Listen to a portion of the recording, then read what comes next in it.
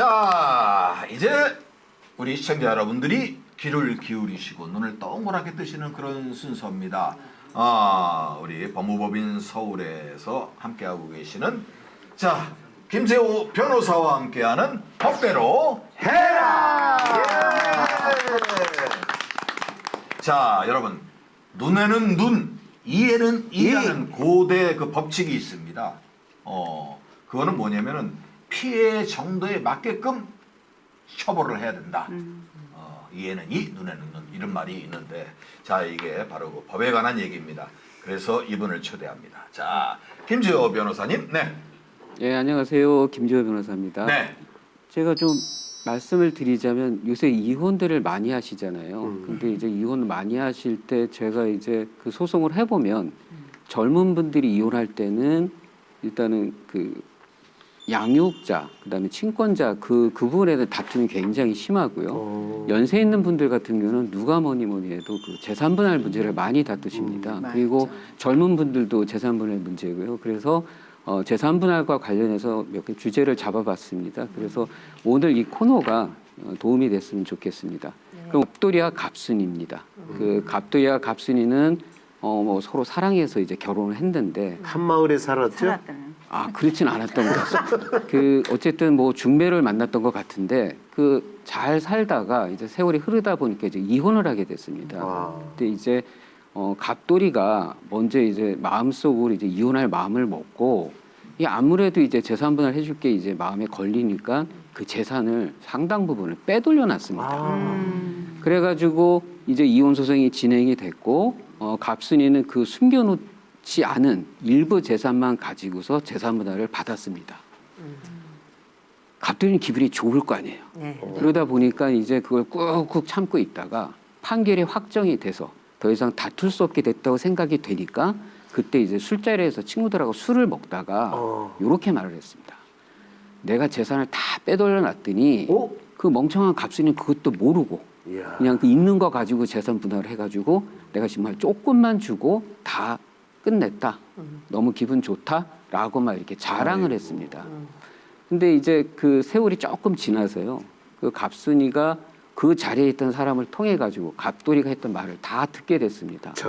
그러니까 갑순이가 그래서 실제로 조사를 또 슬쩍 해봤더니 굉장히 많은 재산을 빼돌린 게 있어요, 실제로. 그러면 이미 판결이 아까도 말씀을 드렸지만 확정이 됐습니다. 이 상황에서 갑순이가 그 숨겨놓은 재산에 대해서 재산 분할을 받을 수 있을까요? 이것이 오늘 문제입니다.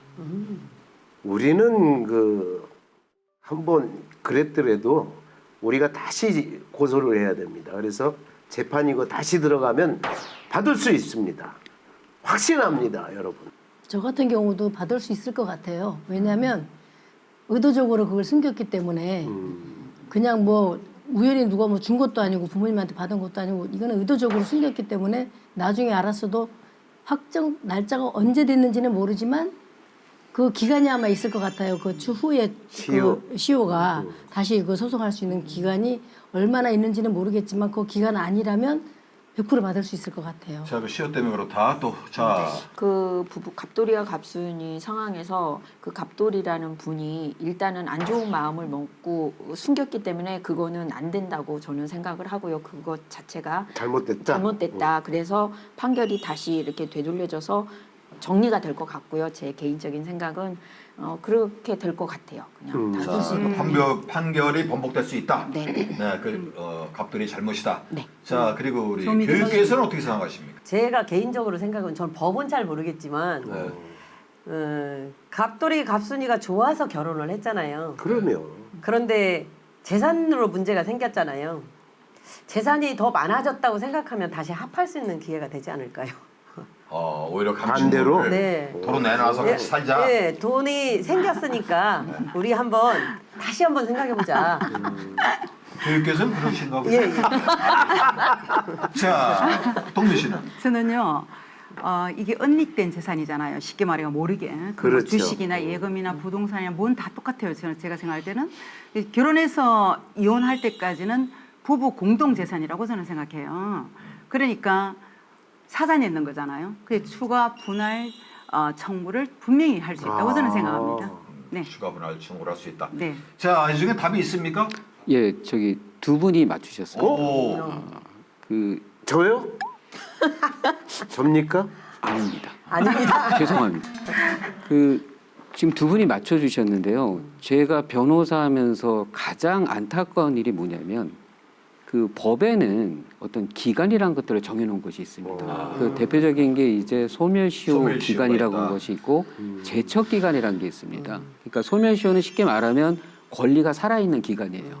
그 기간을 넘어버리게 되면 권리는 죽었기 때문에 행사할 수가 없고 받아들여지질 않아요. 그리고 제척 기간이라는 건 또 뭐냐면 이 권리를 행사할 수 있는 기간이에요.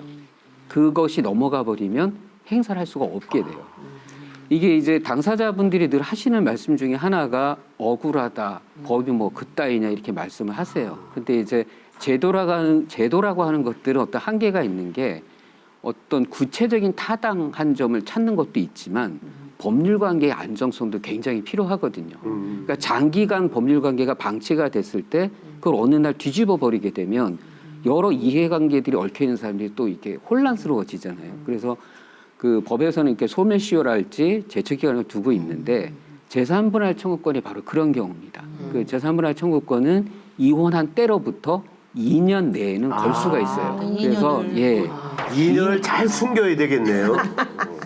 예, 그건 제가 말씀드리기 적절한 것 같지는 않고요. 어쨌든 그 2년 내에 찾으시도록 노력을 하셔야 돼요. 그리고 근데 2년이 넘어가게 되면 안타까운 것이 권리는 있는데 그걸 실현할 방법이 없습니다. 그래서 2년 내에는 그 재산 분할을 받을 수 있지만 2년이 넘어가고 나서부터는 할 수 없다는 게 오늘의 정답입니다.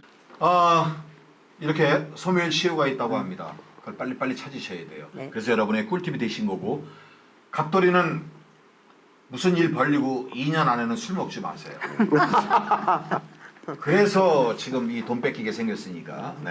자, 여러분에게 꿀팁이 되셨으리라 믿습니다. 지금까지 김재호 변호사와 함께하는 법대로 해라!